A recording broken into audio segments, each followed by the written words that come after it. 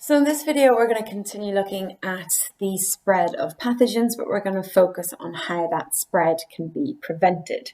So we're going to go back and look at the first method of transmission that we had on the previous page. Okay, so we said pathogens can be spread through the air, and we saw an example of that was the flu virus.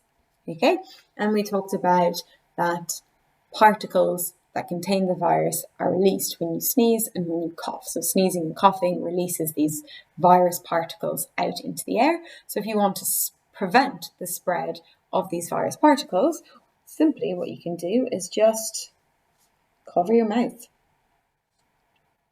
when you cough and when you sneeze. Okay? By covering your mouth and your nose with a tissue when you cough or sneeze, you can trap all of those little microparticles in your tissue instead of releasing them in the air, and then you can just put your tissue straight into the bin. Okay? If you do cough or sneeze straight into your hands, then washing your hands can kill the virus on your hands and stop you spreading it.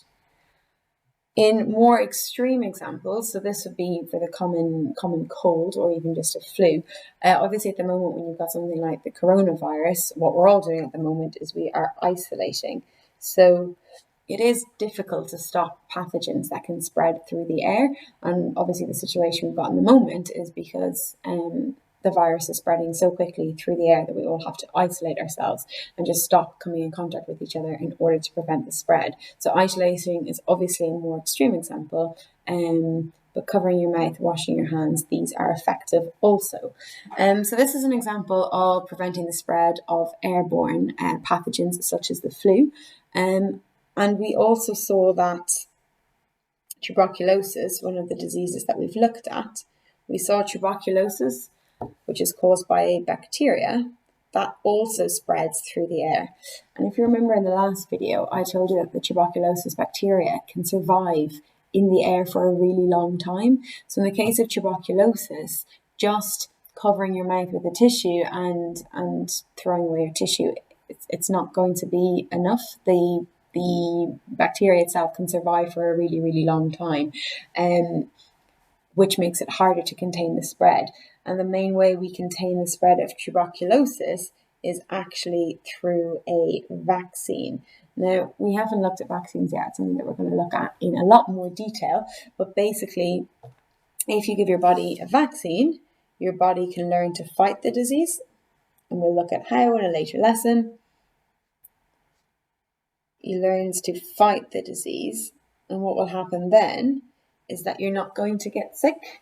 And if you're not getting sick and people aren't getting sick from this disease and they're not becoming infected, then they're not going to pass it on. So if you can control the amount of people with the disease by giving them a vaccine, then you can control the spread of the disease. So ultimately, that's what they want with COVID-19. They want to vaccinate the population. If we're protected against the disease, then there won't be the same spread of the disease. It's only the infected people that are spreading the disease. So if you can stop people becoming sick, then they're not going to be spreading the disease.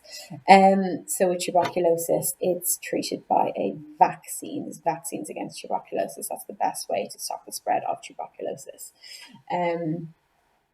So I'm just going to say it underneath. Less people become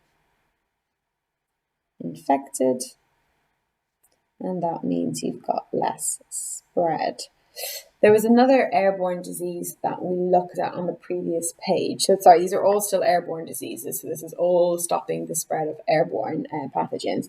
The other one we looked at was the one that affects plants. So the cholera dieback, which affects ash trees, and it's caused by a fungus. So fungus is singular, fungi is plural. So it's caused by a fungus, and this fungus can also travel through the air. Now, obviously, trees, this doesn't apply to them. You're not going to give a vaccine to a tree. They're not going to use tissues or wash themselves.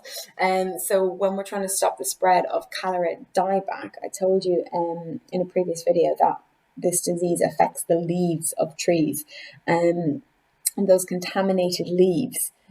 So those contaminated or infected leaves that fall off the trees, if you were to leave those contaminated leaves on the forest floor, and then the contamination could spread to other trees growing nearby. So what you would need to do is you would need to collect all of those infected leaves, and you would need to burn them. In order to stop that fungus from spreading. But it is actually really difficult to stop the spread of this particular pathogen. It spreads very easily through the air, and obviously often you've got trees and lots of them growing near each other. It's very difficult to prevent the spread. But one thing you can do is go and collect all those leaves and burn them. So this all relates to preventing the spread of airborne diseases. We also looked at pathogens that were spread by water, and an example of that was cholera. So cholera is a bacteria. You find it in water. And I mentioned that it's more of a problem in developing countries. And the reason it's a problem there is because their drinking water often is not properly sterilized. And the reason it's not a problem here is our drinking water is sterilized. So a simple solution to stop pathogens spreading through water is just to sterilize water. And you would have looked at water treatment back in a chemistry topic that you did at the start of the year, and you will hopefully remember that to sterilize drinking water you add chlorine to drinking water, and chlorine acts as a disinfectant, and it will kill any pathogens in the water to make it safe for you to drink. Okay, so that's just a simple one. Sterilize your water, and that will prevent the spread of pathogens. Similarly, we saw that pathogens can be spread through contaminated food. Okay, so to avoid that, you want to cook your food thoroughly. Okay, you don't want to be eating any raw meat in particular. Cooking the food at high temperatures, that will kill any of the pathogens.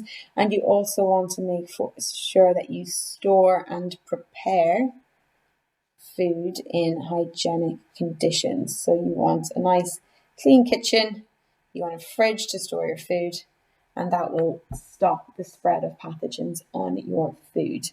Okay, so that covers airborne, water and food, and how to stop the spread of those pathogens. Just two more, so a few more notes. I know we've written quite a good bit in this one. Direct contact.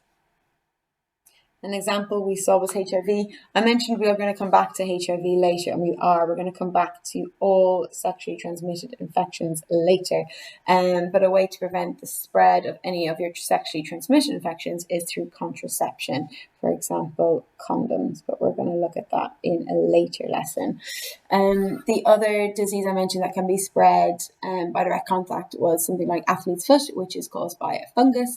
To prevent the spread of something like that. So I said, someone had athlete's foot. I was walking around a swimming pool, and their, fungusy foot was coming in contact with the tiles around the swimming pool. Someone else walking could also pick up the disease. So you just need to disinfect. So especially around swimming pools and public showers, they should be cleaned properly so that people aren't picking up any kind of infections from each other. And then the very last one we had vectors. Remember, vectors are organisms that can transmit pathogens from one host to the other. And the disease that we were looking at malaria, and we saw that mosquitoes were capable of carrying the protist that causes malaria. So remember, malaria is the disease, and it's caused by protist. Protist is the pathogen. We saw that mosquitoes are capable of carrying protists from one person to the other. So the main way of preventing the spread of malaria is just don't get bitten by mosquitoes. So you are going to use insect repellent and mosquito spray. And if you've ever been to some of these countries, you might have nets around your bed or screens to stop mosquitoes being able to get at you at night. So the main way of stopping the spread of malaria is just stopping mosquitoes from biting you. Lots of insect repellent nets or screens around windows or around your bed in your homes if you're in a country that is likely affected by malaria. So lots of different ways to stop the spread depending on how pathogens are spread in the first place. So I know there's quite a good bit of information Hopefully a lot of it is kind of common sense and it's not too difficult, but I do appreciate there's quite a lot of information. You do need to know a couple of those diseases, like you need to know cholera, you need to know that it's caused by bacteria and it's a bacteria that's spread by water, and you need to know the symptoms of it. So there is quite a bit to learn in terms of the different diseases. But I'm hoping that other than the learning, that the content itself is not too difficult. So I'm going to give you some questions to do now on that. So here are 10 questions. I want you to press pause, answer the questions, and then press play when you are ready to see the answers. And then here you've got the answers. I think they should be pretty straightforward. So a vector, an organism that carries pathogens from one host to the other. Your example will be a mosquito. How do mosquitoes spread malaria? Mosquito can bite a person that's infected by malaria. Then the protist, which is what causes the malaria, that's going to go into the mosquito. And then the mosquito, if it bites someone else, can then pass that protist into the next person. So it's going from an infected person to a mosquito, then the mosquito infects the next person, then another mosquito might bite that person and spread it to someone else. So a mosquito is the vector, but the mosquito itself doesn't get sick. This is about cholera dieback. It's caused by a fungus. That's the pathogen. So fungi is plural, fungus is singular. It spreads through the air. You're going to want to collect and burn any infected leaves. And then the last one, you will use contraception. So if you've got any questions about any of these or any of the content that's in the videos, that's what Teams is for on a Wednesday. Log into the lesson at any point and ask me whether it's something you don't understand or just something you want to know more of, or just to do with your answers to the questions. Use Teams to ask me as many questions as you like.